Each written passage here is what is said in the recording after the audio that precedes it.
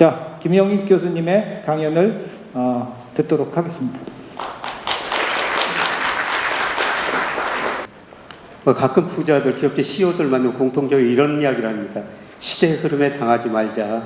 개인한테 당하면 일부 자산을 잃을 수가 있지만 시대의 흐름에 당하면 모든 자산을 잃을 수가 있다. 거꾸로 시대의 흐름을 알면 또 부를 크게 축적할 수가 있다는 것입니다. 그래서 저하고 1시간 동안 거시경제 흐름, 시대의 흐름에 대해서 한번 생각해 보겠습니다. 자, 2008년, 2020년 경제위기 빨리 극복했습니다. 그러나 그 과정에서 각 경제 주체 부채가 증가했고 자산가의 거품이 발생했어요. 그 두 가지 문제가 처지면서 세계 경제가 지금 어려워지고 있다. 내년에는 더 어려워질 것이다. 이걸 우리가 기회로 활용해야 된다. 이런 말씀을 드립니다. 그리고 제가 환율 금리, 올해하고 정반대되는 상황이 내년 이후에 펼쳐질 거로 보고 있습니다. 달러 가치는 하락하고 내년에 금리는 다시 떨어질 것이다.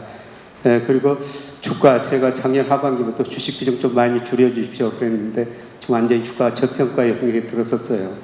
그래서 저는 지금은 기다리는 시기다. 이런 말씀을 드리도록 하겠습니다. 경제라는 게 장기적으로 성장하죠. 그런데 중간중간 어려운 시기가 왔지 않습니까? 대표 2008년 미국에서 글로벌 금융 얘기, 2020년 코로나 얘기하지 않습니까?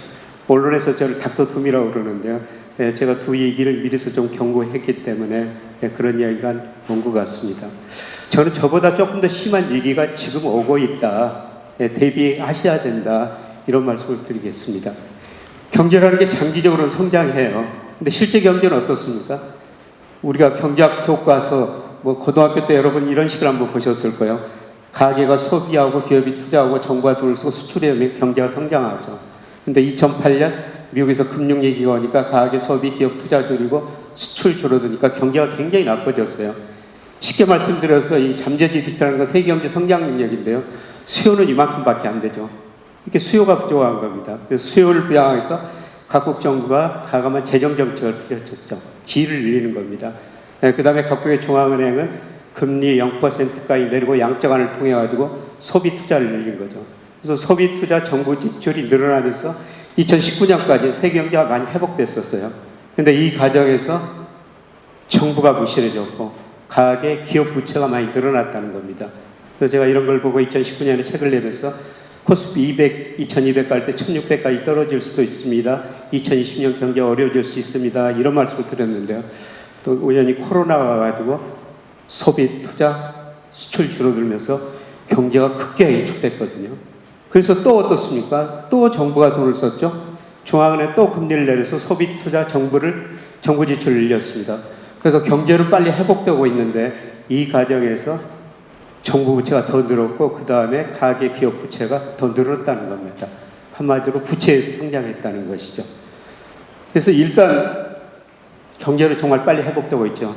여러분 2020년 세계 경제가 마이너스 3.1% 성장했어요. 1930년대 대공황 이후 세계 경제가 마이너스 3.30% 성장하는 건 처음입니다. 그런데 작년에 6.1% 성장했지 않습니까? 그야말로 V자형의 회복이었죠. 그만큼 정부가 돈을 많이 쓰고 중앙은행은 금리를 많이 내렸다는 것입니다. 그래서 경제는 빨리 회복됐는데요. 두 번의 위기를 거치면서 GDP 대비 모든 경제 부채가 늘어나 버렸고요. 특히 선진국은 정부 부채가 늘어났습니다. 2008년에 선진국 GDP 대비 정부 부채가 76%였는데 2020년 코로나 때는 136%까지 늘어났고요. 신흥국은 기업 부채가 많이 늘어났죠. 59%에서 127%로 늘어났지 않습니까? 우리나라는 누가 부실해졌어요? 가계부채가 제일 많이 늘어났죠. 여러분 97년에 외환위기에 왜 왔었어요? 80년대 말에 우리 경제 너무 좋으니까 우리 기업들이 미래를 낙관적으로 보고 정말 투자를 많이 했죠. 근데 90년대 들어가서 수요가 부족하니까 기업이 부실해지고 은행이 부실해지고 한마디로 97년의 외환위기는 부실한 기업, 은행을 처리하는 과정이었습니다. 30대 재벌 중 11개가 해체될 정도로 정말 빼앗긴 구조조정했죠. 구조조정 잘했다고 평가받았습니다. 그때 우리 가계부채가 GDP의 5%밖에 안 됐고요. 특히 정부 부채가 GDP 대비 6%밖에 안 됐습니다. 그래서 우리 정부가 공적자금 170조 투입해가지고 구조조정 빨리 끝내는데 기여했죠. 근데 지금 어떻습니까? 기업 부채가 GDP 대비 115%로 외환위기 전보다 늘어났고요. 가계부채가 상대적, 절대적으로 저렇게 빨리 늘어나는 나라 별로 없다는 겁니다. 가계부채 심각하다는 것이죠. 여기다 이제 정부 부채도 꾸준히 늘어나고 있죠. 우리나라도 대표적으로 부채에서 성장한 나라 중에 한 나라라는 겁니다. 다른 나라와 비교하면요, 기업 부채 세계 평균보다 높고요. 특히 가계 부채 세계에서 가장 높죠. 네, 상대적으로 정부 부채가 낮습니다. 앞으로 정부가 쓸 수밖에 없어요. 정부가 돈을 정말 잘 써야지 경제도 회복되고 다시 세금이 거칠 텐데요. 과연 잘 쓸 수 있을지 좀 지켜봐야 되겠습니다. 어떻든 우리나라도 부채에서 성장한 대표인 나라 중에 한 나라다, 이렇게 볼 수가 있고요. 두 번째, 모든 저상가의 거품이 발생했다 붕괴되는 과정이에요. 제가 마샬 K로 빨간 선으로 그려놨습니다. 다음에 2기 때마다 어떻습니까? 명목 GDP에 비해서 M2 급증해버렸죠. 특히 이번에 코로나 때 어떻습니까? 이건 대표적으로 미국의 경우인데요. 나머지 나라도 마찬가지입니다. 얼마나 빨리 증가해버렸어요. 얼마나 많은 돈을 풀어버렸습니까? 그래서 채권 시장에서 거품이 발생했다 붕괴됐죠. 미국 10년 국채 수익률이 0.5%까지 떨어졌어요. 지금 3.5% 근접했지 않습니까? 제가 추정해보면 적정 수준이 한 4% 정도 나옵니다. 좀 더 오를 여지는 있다는 거죠. 근데 채권 시장에서는 거품이 많이 붕괴된 것 같습니다. 이제 주식 시장에서 거품이 붕괴되고 있어요. 흔히들 버핏 주스라고 그러는데요. 미국 전체 주식 시장의 시가총액을 GDP로 나눈 겁니다. 작년 4분기에 334%였어요. 지난 22년 평균이 한 186%였죠. 이제 주식시장에서 거품이 붕괴되고 있다는 겁니다. 최근에 2분기 통계 보니까 254%로 많이 낮아졌는데요. 아직도 갈 길이 멀다는 겁니다. 부동산 시장에서 거품이 발생했어요. 여러분, 2008년 미국의 금융위기가 왜 왔습니까? 집값이 폭등하고 폭락하는 과정에서 왔지 않습니까? 지금 집값이 그것보다 훨씬 더 많이 올랐다는 겁니다. 물가에 비해서, 소득에 비해서, 렌트에 비해서. 제가 보기에는 심각한 거품이에요. 이제 저 거품이 조만간 꺼질 거라는 겁니다. 2000년에 미국의 IT 거품, 주식시장의 거품이 붕괴됐어요. 그 다음에 2008년에는 부동산 시장 거품이 붕괴되면서 위기가 왔죠. 지금은 두 가지 문제가 함께 발생했다는 겁니다. 이런 자산가의 부채 문제가 금리만 낮고 경기만 놓으면 지탱할 수가 있죠. 그런데 미국 물가가 지금 굉장히 많이 올랐지 않습니까? 물론 상승률은 낮아질 겁니다. 이 연준의 가장 중요한 통화정책 목표가 뭡니까? 물가 안정입니다. 저렇게 물가가 오르니까 금리를 인상할 수밖에 없는 것이죠. 금리가 올라더라도요, 경기만 좋으면은 자산가격도 더 오를 수가 있죠. 그런데 경기가 나빠지고 있다는 겁니다. 대표적으로 OECD에서 각국의 선행지수 발표하는데 우리나라가 5월 정점을 꺾이고 OECD 전체에서 7월 정점을 꺾이고 있어요. 근데 여러분, 이 그림 보면요, 우리가 정점, 저점 다 앞서가고 있습니다. 이런 의미에서 우리 경제는 세계 경제 풍향계다. 스티븐 노치 예일대 교수는 탄광 속의 카나리아다. 그럼 우리 경제 공부 잘하면 세계 경제 흐름을 알 수가 있다는 겁니다. 우리 주가를 보면 세계 경제 흐름을 알 수가 있다는 것이죠.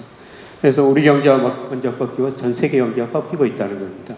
그래서 전 세계가 부채에서 성장했고 자산가의 거품이 발생했는데 금리가 오르고 경기가 나빠지니까 두 가지 문제가 발생할 수밖에 없다는 것이죠.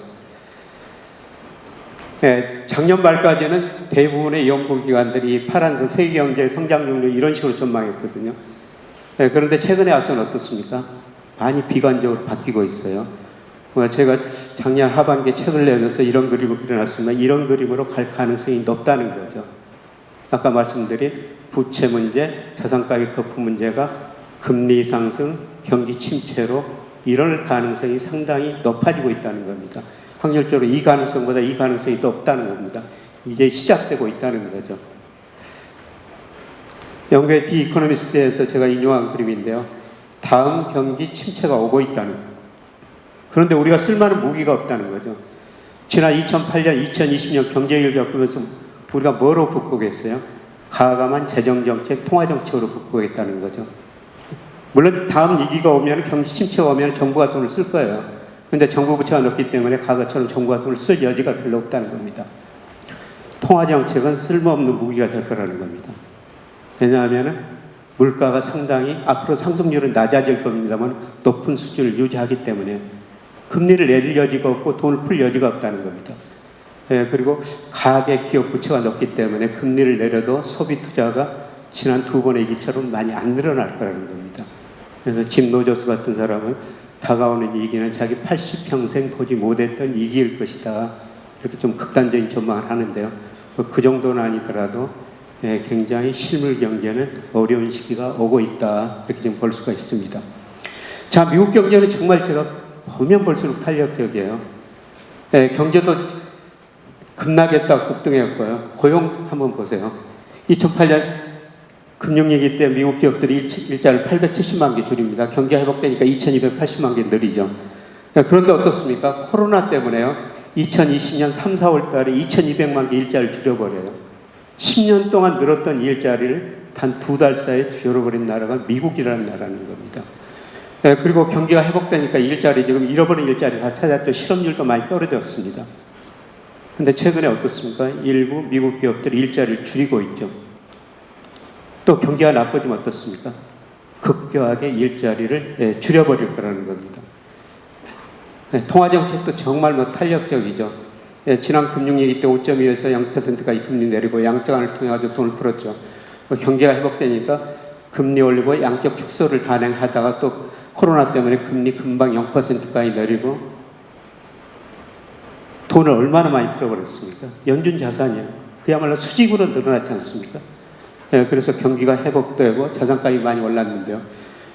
이렇게 돈을 많이 풀어주니까 물가가 오르니까 어떻습니까? 금리 수직으로 올리고 있죠. 이제 양적 축소를 한다는 겁니다.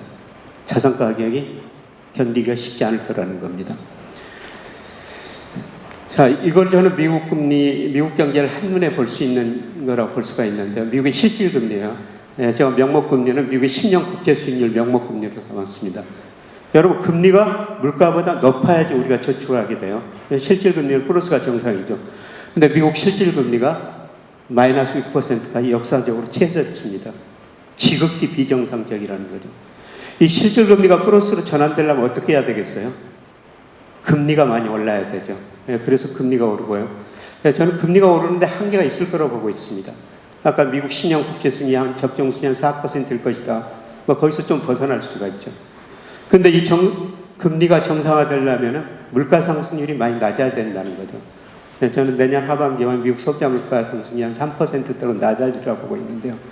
근데 물가 상승률이 그렇게 떨어진다는 것은 심각한 소비 둔화, 수요 위축이라는 겁니다.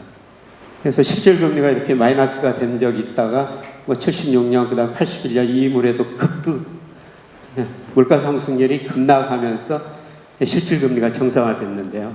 심각한 그때 경기 침체가 있었다는 겁니다. 그런데 이걸 보면은 아마 내년 경제는 더 심각해질 것이다. 이렇게 볼 수가 있습니다. 자, 우리 미국뿐만 아니라 중국도 배워야 되는데요.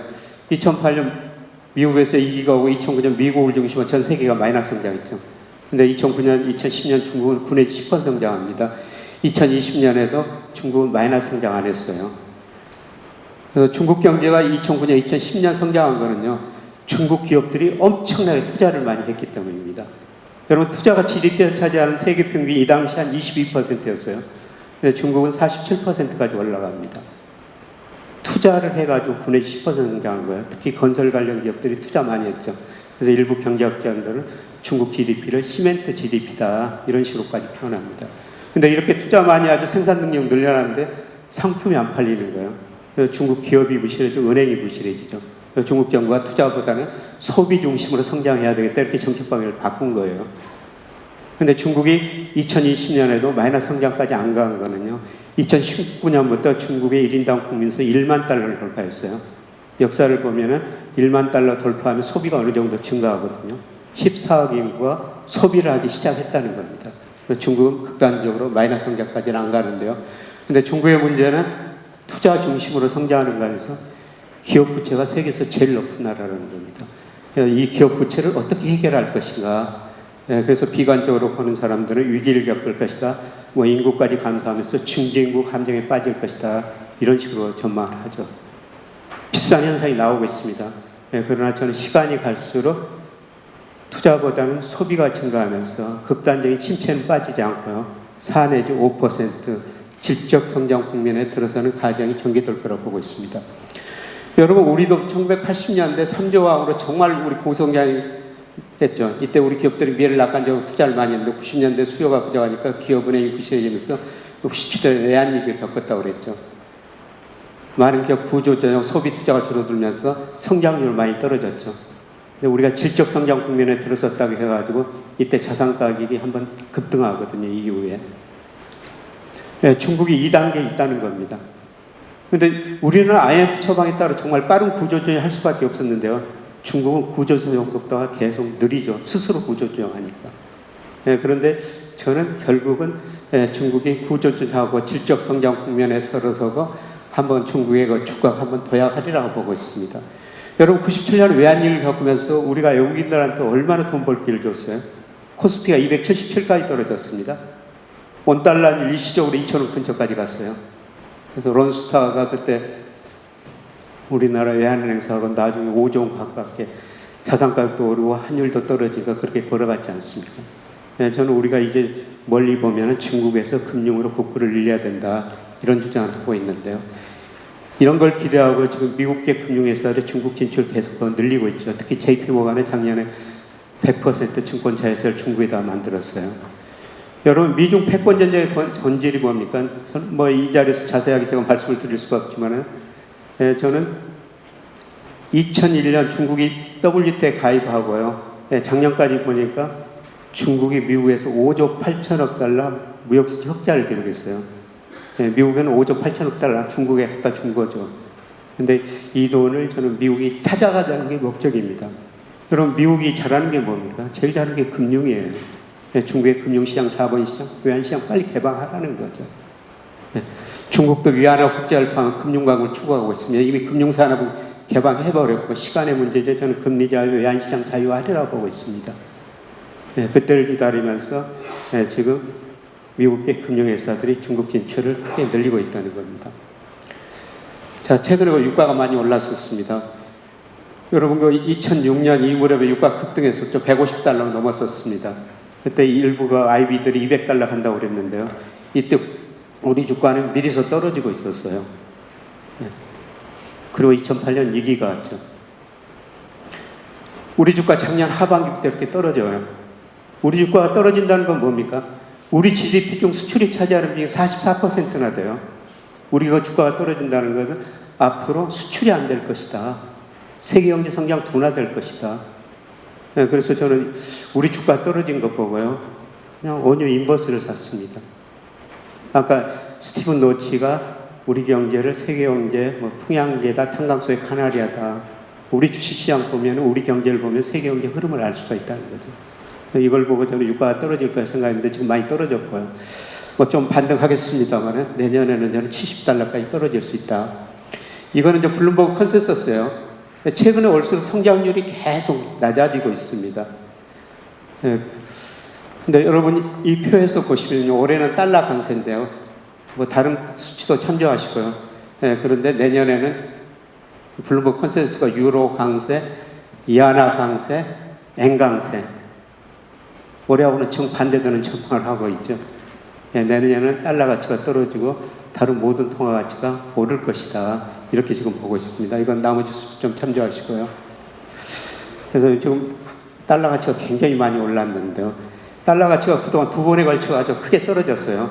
80년대 들어와서 미국이 어려우니까 85년 9월에 플라자 분리도 했죠. 이때 달러 가치가 그 이후로 50%나 떨어집니다. 그리고 2000년 IT 버튼 붕괴되면서 미국 경제가 세계 GDP에서 차지하는 비율이 31%, 23%까지 떨어지면서 달러 가치가 40% 떨어졌거든요. 근데 올해 특히 달러 가치가 많이 오르고 있습니다만 저는 거의 정점 무렵에 도달해 있다고 보고 있습니다. 미국의 대내 불균형이 너무 심화되기 때문입니다. 여러분 2001년 8월 달에요. S&P가 미국 국가 신용 등급을 내렸어요. 미국의 대내 부채가 너무 많이 늘어나고 있다는 겁니다. 지금 그것보다도 심각해요.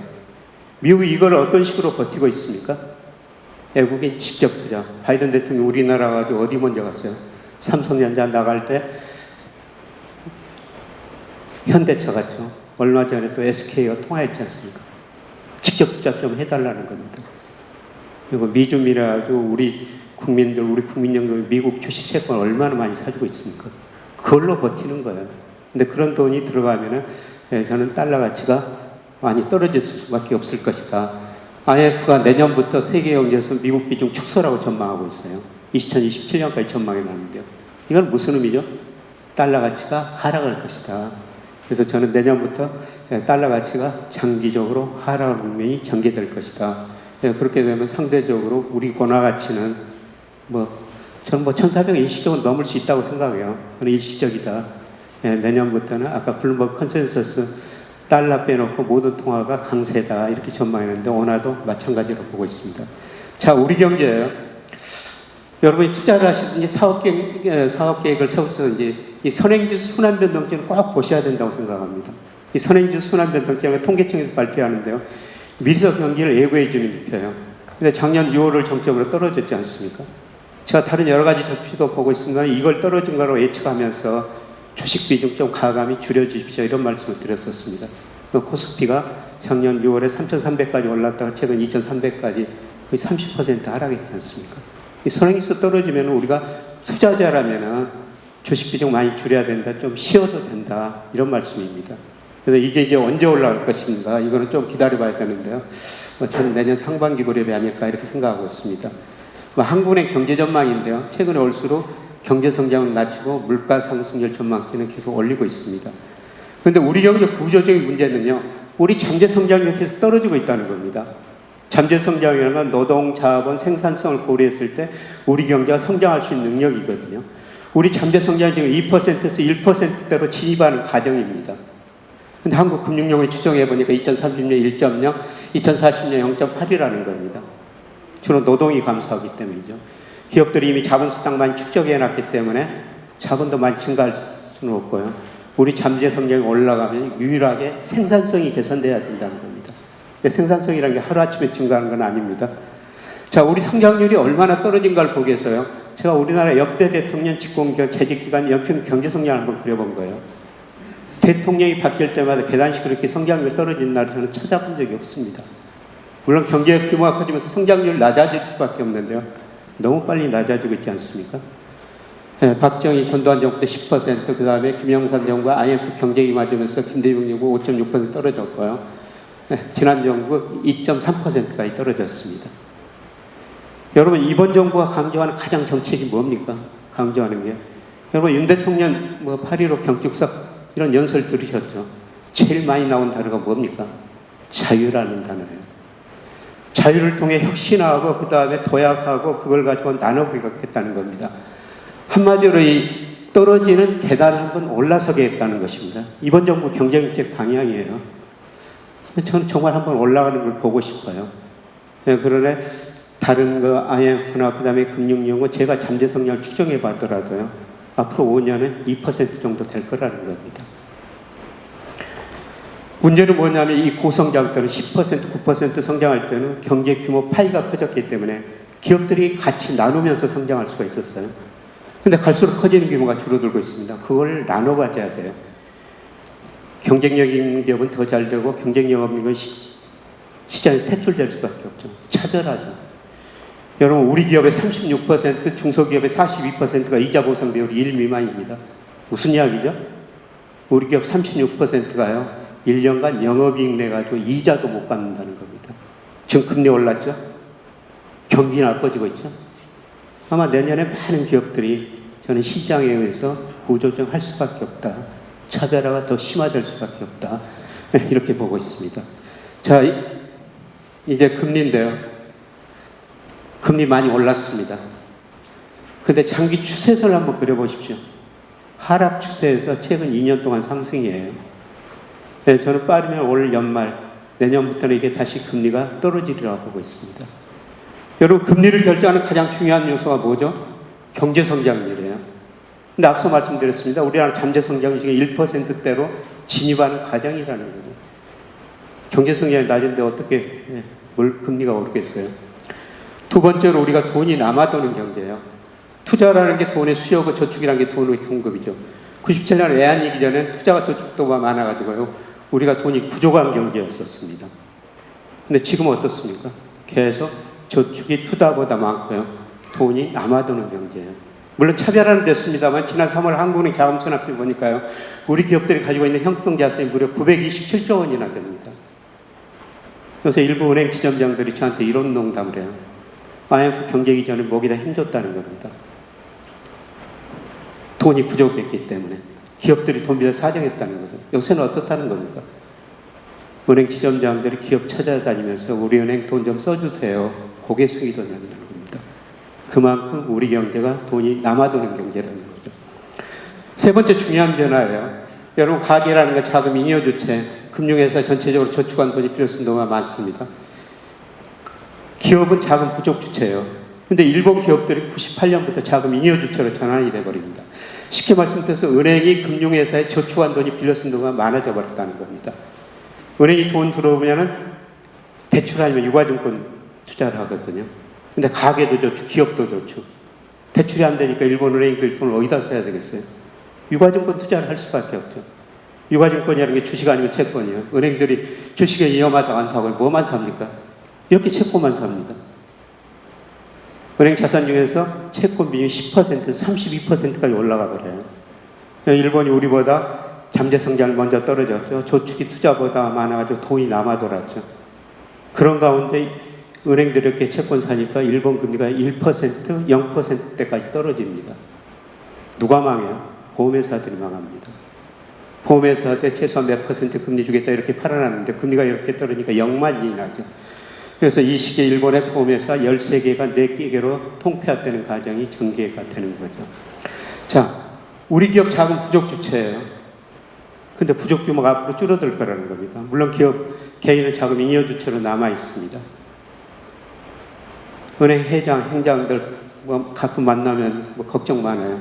특히 KB 윤 회장 같은 분은요, 이런 이야기를 합니다.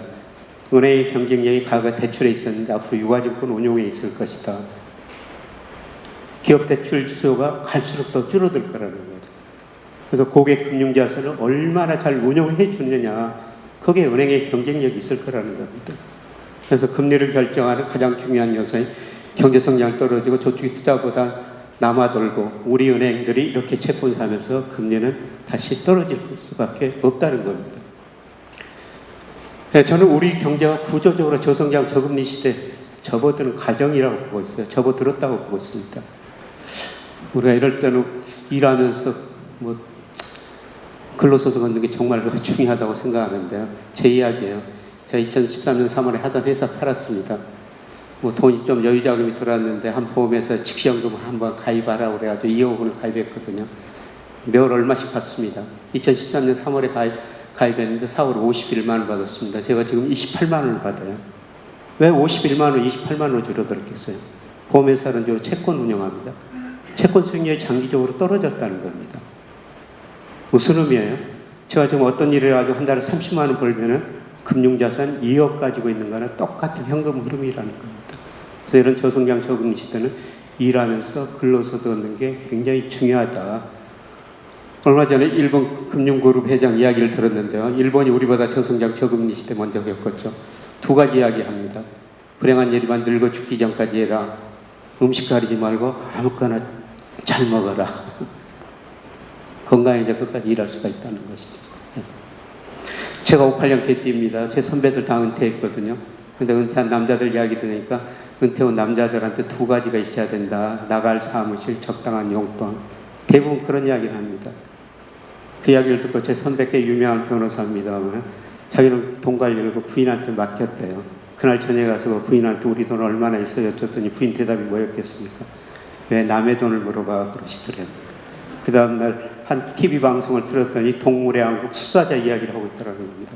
수사자가 수사자 역할을 할 때는 얼마나 멋있습니까? 그 역할이 끝나니까 굶어 죽더라는 거죠. 얼마 전에 그 유명한 MC 허참씨 고인이 되셨죠. 근데 이분이 그 아내는이라는 노래를 불렀어요. 혹시 들어보셨어요? 대충 가사가 이렇습니다. 아내가 외출하는데 어디 가냐 물어보지도 못한다. 꾸중 들을까봐 오후 되니까 저녁은 알아서 먹으라고 그런다. TV 드라마 기다리고 있다. 이런 좀 극단적인 이야기인데요. 우리가 남성분들 나갈 사무실 적당한 용돈. 그러려면 우선 그 집을 오래 가지셔야 되고 업을 가지셔야 된다는 겁니다. 다만 몇십만 원이라 벌 수 있는 업을 가지셔야 된다는 겁니다. 자, 요새 이제 금리가 많이 올라가지고요. 안심 전환 대출 등 금융 당국이 은행한테 변동금리를 고정금리로 바꿔주라 이렇게 요구하고 있죠. 근데 여러분 2, 3년 전 한번 생각해 보십시오. 금융당국이 은행한테 뭐라고 그랬어요? 금리 많이 떨어지니까 고정금리를 변동금리로 바꿔줘라. 이런 권유를 했지 않습니까? 저는 2, 3년 지나면 또 2, 3년 전 일이 반복되리라고 보고 있습니다. 자, 이제 자산가에 대해서 좀 말씀을 더 드려보도록 하겠습니다. 제 아내 이야기입니다. 2020년부터 주식 투자했어요. 어디 가나 주식 이야기 하니까. 2020년에 주가가 많이 오르니까 돈 벌었다고 굉장히 기분 좋아합니다. 작년에는 지루하다고 그럽니다. 요새는 뭐라고 그러는지 아세요? 주식 꼴도 보기 싫다. 가지고 있는 주식이 뭐 30%, 40% 손해봤거든요. 그래서 제가 제 아내한테 하는 이야기는 주가라는 게 이렇게 장기적으로 오른다. 제가 이 파란 선이 우리 명목 GDP로 추정한 적정 주가예요. 뭐 연말 주가니까 장기적으로 이렇게 오르거든요. 그래서 꼴도 보기 싫은 주식 보지 말고 그냥 기다려라. 근데 어떤 종목 가지고 있는지 한번 보자 그랬더니 40여 개 종목 가지고 있어요. 재무제표도 모릅니다. 누가 사라면 좋다면 쓴 거죠. 그래서 내년에 기업이 많이 어려질 수 있으니까 좋은 기업만 가지고 있자. 15개 종목으로 줄여보자. 그만큼 공부를 한번 해보자. 그런 의미가 되는 거죠. 근데 제가 작년에 그 주가가 가대평가됐다고 생각했기 때문에 3,300 갈 때 2,200까지 주가가 떨어질 수 있습니다. 주식 비중 좀 줄여주십시오. 이렇게 강력하게 말씀드렸어요. 근데 지금 명목 GDP로 추정해보니까 적정 주가 3,090 정도 나오거든요.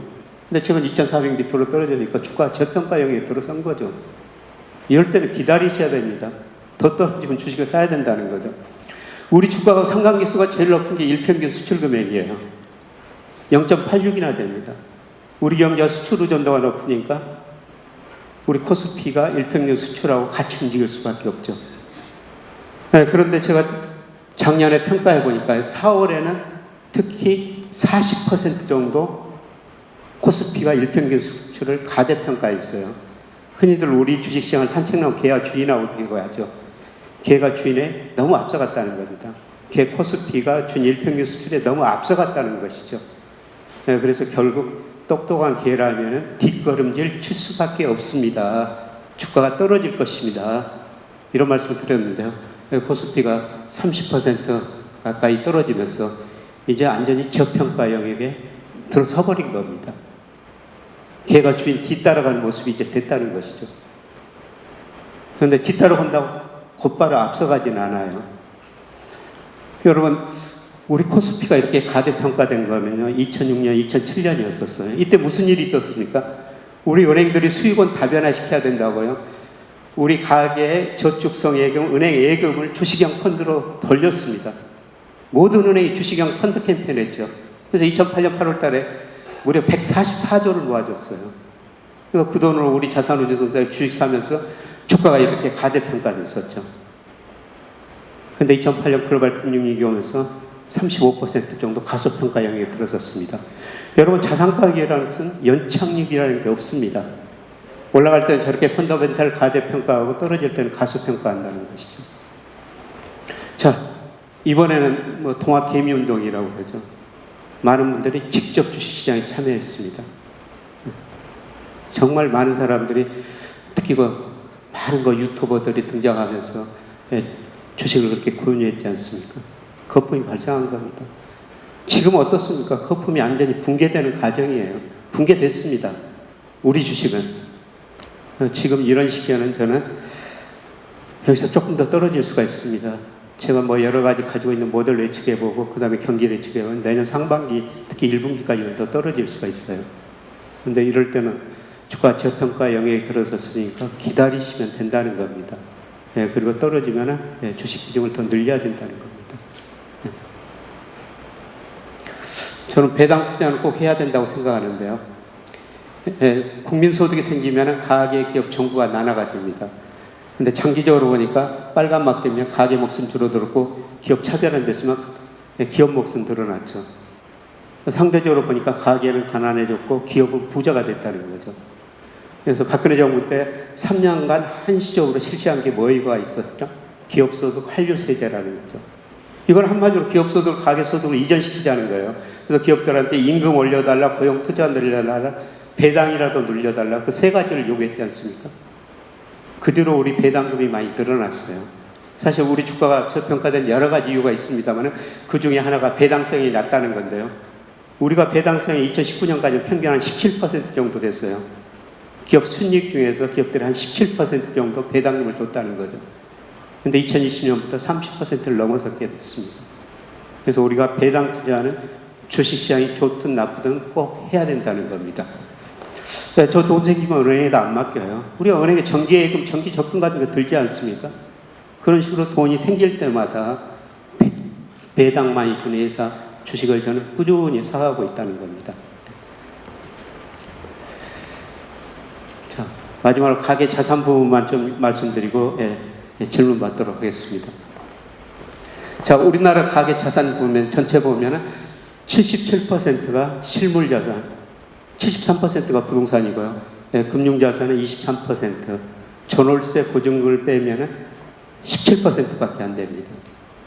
특히 뭐 50대 후반, 60대 이상 이분들은 그 80% 이상이 실물 자산이거든요. 물론 어쩔 수 없는 상황은 맞아요. 근데 저는 갈수록 우리 고정환 원장님께서 나중에 부동산 가격 이야기하겠습니다. 저는 또 부동산 가격 최고의 전문가니까요. 고 원장님 말씀을 듣는데 저는 부동산 가격이 이미 꺾이기 시작했고 한 3년간 안 좋으리라고 보고 있습니다. 제가 여러 가지 추세를 구해보니까 이 추세라는 건 정부 정책으로도 막을 수가 없더라고요. 지난 정부에서 부동산 억제 정책을 24번인가 냈다고 그러지 않습니까? 그래서 주가가 올랐어요. 저는 윤석열 정부가 앞으로 5년은 계속 투자 안 하리라고 보고 있습니다. 그래도 추세는 못 바뀔 것이다. 그런 생각을 합니다. 그래서 이런 식으로 보면 저는 부동산 비중은 높다. 우리가 그 주택연금 같은 이런 것 제도를 활용해가지고 저는 유동화해야 된다. 이렇게 지금 보고 있습니다. 그리고 금융자산 중에서는 앞서 말씀드렸습니다. 우리가 고성장, 고금리 시대에서 저는 구조적 저성장 저금리 시대 앞으로도 접어들 것이다. 그래서 주식 비중을 좀 늘려야 된다. 여러분 그 7.2법칙이라고 있어요. 7.2법칙이라는 게 뭐죠? 우리가 은행에 복리로 예금했을 때 이자율에 따라서 원금이 2배 되는 기간이에요. 제가 뭐 어렸을 때는 우리 은행 금리가 9% 되는 적도 있었습니다. 71을 8로 나누면 9년 지나면 원금이 2배가 됐었죠. 근데 은행 금리 지금 뭐 아까 3%로 올랐다고 그랬지만 조만간 다시 2%, 1% 떨어질 거예요. 원금이 2배가 되려면 36년, 72년이나 해야 된다는 건데 투자할 수밖에 없다는 겁니다. 그래서 주식 투자 저는 늘려야 된다고 생각하고 있고요. 그 다음에 해외 자산 중에서도 저는 그동안 미국 주가가 좋았었습니다. 미국보다는 아시아 주식을 더 투자해야 된다. 이렇게 지금 보고 있습니다. 우리나라 가계 자산 배분이에요. 우리가 가계가 지난 3월 말에 이제 4,980조 이 정도 금융자산을 가지고 있는데 44%는 은행에다 맡기고 있습니다. 그 다음에 보험연금의 30%, 채권이 2.1%인데요. 저는 채권 비중 너무 낮다고 생각하고 있어요. 그래서 내년에 경제 성장을 둔화되고 물가상승이 낮아질 것이다. 채권 금리 떨어진다. 채권 가격이 올라간다.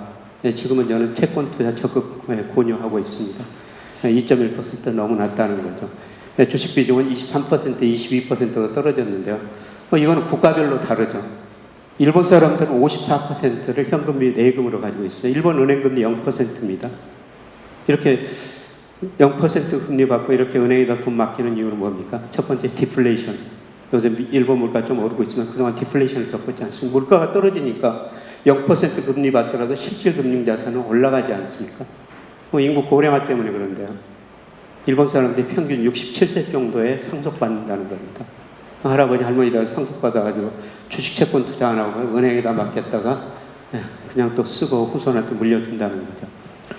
근데 미국 사람들은 어때요? 일본하고 정반대죠. 53%를 주식에 투자하고 있어요. 그래서 미국 주가는 그렇게 많이 올라갈 수밖에 없죠. 근데 우리는 일본보다는 좀 높지만 미국보다는 훨씬 더 낮죠. 우리는 일본식이 좀 근접하고 있습니다. 근데 미국 주가를 앞서 제가 거품이라고 말씀드렸습니다. 미국 가계 자산 중에서 주식 비중이 작년 4분기 54%까지 올라갔었어요. 2000년, 그 다음에 2008년 그 위기 때요. 47, 48%가 고점이었거든요. 미국 사람들이 그만큼 주식을 많이 가지고 있거나 미국 주가가 그만큼 가대평가되어 있다는 것이죠. 지난 10년간 보면 미국 주가가 많이 올랐어요. 예, 그런데 저는 앞으로 10년은 2000년에서 2009년까지, 여러분 2000년에서 2009년까지 미국 S&P 500의 올평균 수익률이 마이너스 0.09%였어요. 올평균 수익률이 마이너스였다는 겁니다. 그 좋은 마이크로소프트 같은 회사도요, 2000년 IT 거품 붕괴되고 제자리 올라갈 때까지 10년이라는 세월이 걸렸습니다. 근데 제가 여러 가지를 평가해 보니까 미국 주식이 그때보다도 더 가대평가되어 있다는 것이죠. 그래서 저는 미국 주식 많이 투자를 늘리는 시기는 아니고 조금 줄이고 대신 중국, 일본, 우리나라, 그 다음에 베트남, 인도, 인도네시아, 아세안 주식의 비중을 늘리는 시기라고 보고 있습니다. 자, 제가 드린 말씀은요, 우리 경제가 구조적으로 저성장 저금리 시대에 접어들었다. 이럴 때는 우리가 일하면서 근로소득 얻는 게 굉장히 중요하다. 여러분 직장 오래 다니시라는 겁니다. 그리고 직장 다니면서 하나 몇십만 원이라 받을 수 있는 업을 가지시라는 거고요. 그 다음에 자산 가격은 장기적으로 오르는데 모든 게 사이클이라는 게 있다. 근데 지금 경기도 수축 국면, 주가가 먼저 떨어졌고 지금 집값도 저는 수축 국면, 하강 국면이라고 보고 있거든요. 근데 결국 시간이 가면 더 올라요. 조만간 머지않아 우리가 주식을 먼저, 부동산보다는 주식을 먼저 싸게 살 기회가 오고 있다. 이런 말씀을 드리고요. 이제 질문 받겠습니다.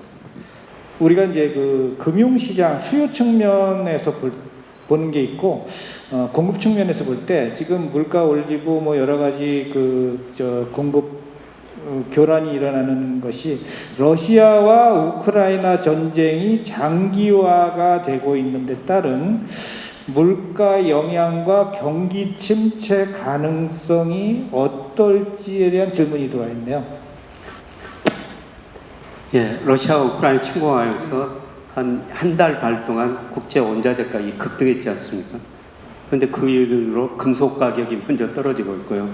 유가도 배럴당 120달러 하던 게 WTI 기준으로 90달러 밑으로 떨어졌거든요. 그리고 원자재 가격이 떨어진다는 것은 그만큼 저는 세계 경제 수요가 둔화될 것이다. 그러니까 물가가 수요 공급에서 결정되는데요. 코로나 때문에 글로벌 공급망 문제, 그 다음에 이런 거 공급 측면에서 보면은 물가가 많이 떨어질 요인이 없는데요. 저는 수요 측면에서 물가가 좀 많이 떨어질 거라는 겁니다. 근데 특히 저는 내년에 미국 경제를 가장 어둡게 보고 있어요. 여러분 IMF가 지난 7월 달에 전망한 거 보니까요, 저는 참 흥미로웠어요. 내년에 미국 경제를 1.0% 성장한다고 전망해 놨더라고요.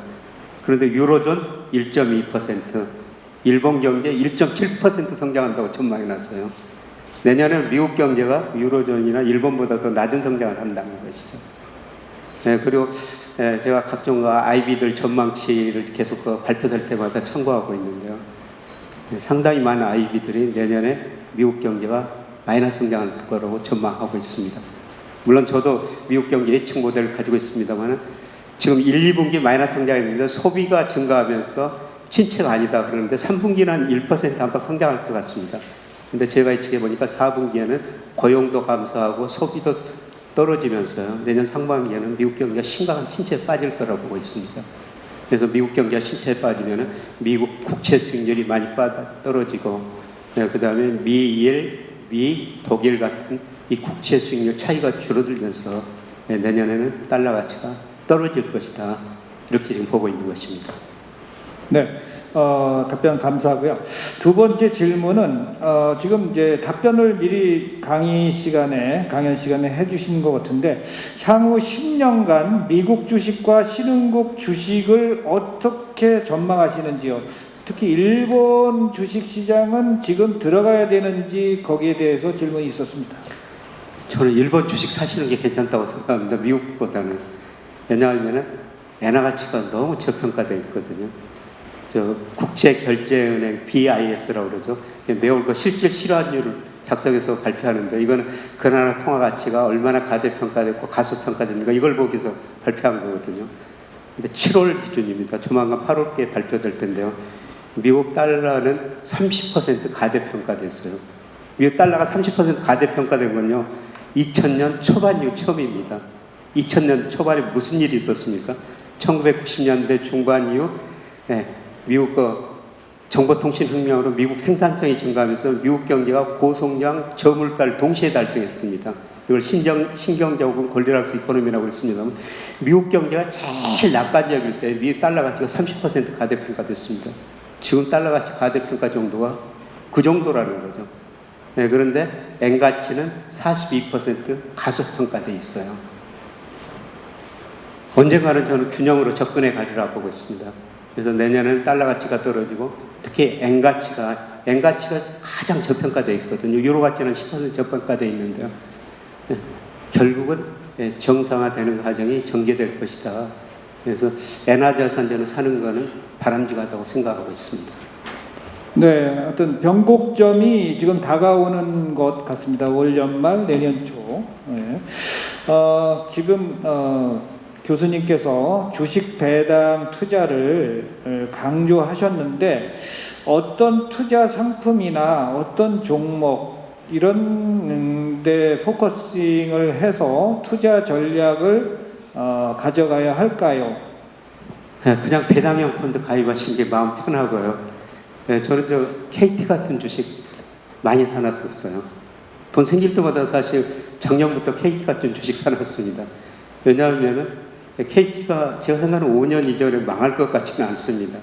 주가는 장기적으로 오르고요. 사업 구조도 많이 변하더라고요. 근데 올해 보니까 코스피는 20%가량 떨어졌는데 제가 운 좋게도 KT는 20%가량 올라버렸거든요. 그래서 뭐 KT뿐만 아니라 배당을 많이 주는 회사 많습니다.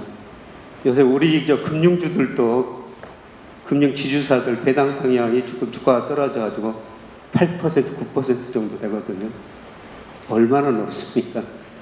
그런데 제가 여러분한테 금융주는 그동안 권유하지 않은 거는 이게 가격 변동폭이 크기 때문입니다. 샀다가 배당 수익률 이상으로 주가가 떨어질 수도 있습니다만 지금은 제가 보기에는 굉장히 싸졌어요. 지금은 금융주 배당 투자하셔도 된다고 생각하고 있습니다.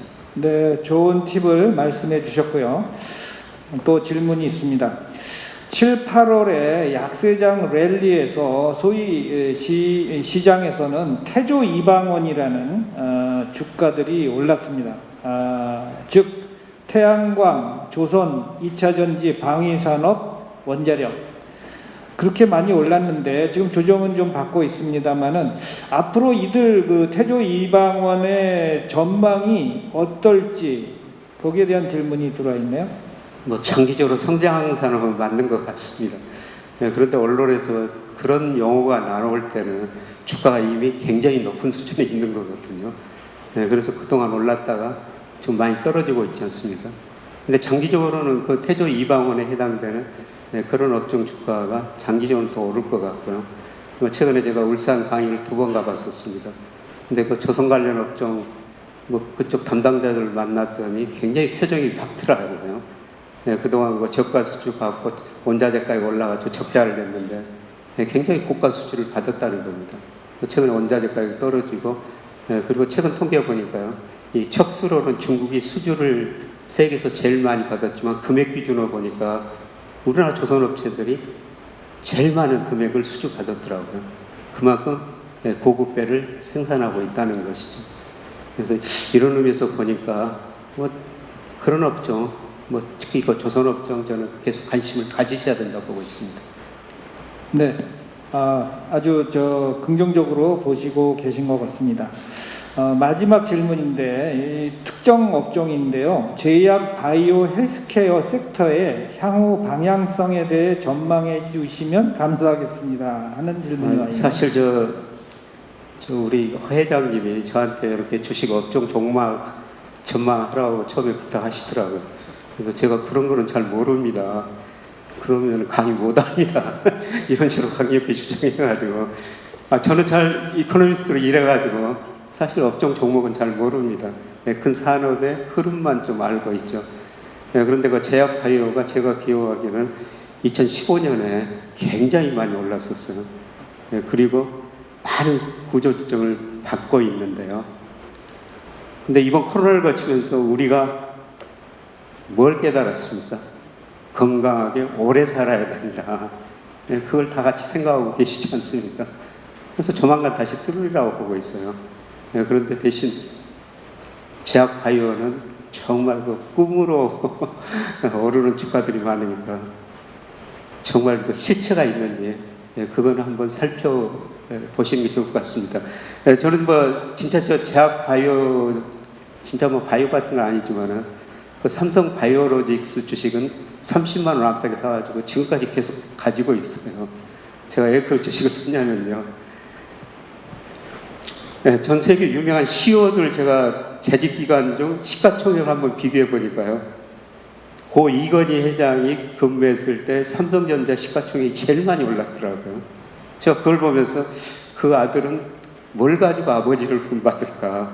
삼성전자 이미 그렇게 올라버렸으니까 올릴 수 없죠. 그럼 앞으로 산업이 바이오 헬스인데, 그래서 삼성 바이오로직이 아닐까. 그래서 저도 사고 30만 원 안에서 저희 학생들한테 용돈 생기면 한 주라도 사라. 그래가지고 지금까지 뭐 가지고 있고요. 계속 가지고 있을 생각입니다. 네, 좋은 지금 강연해 주신 우리 김영익 교수님께 다시 한번 박수 한번 부탁드리겠습니다. 수고하셨습니다.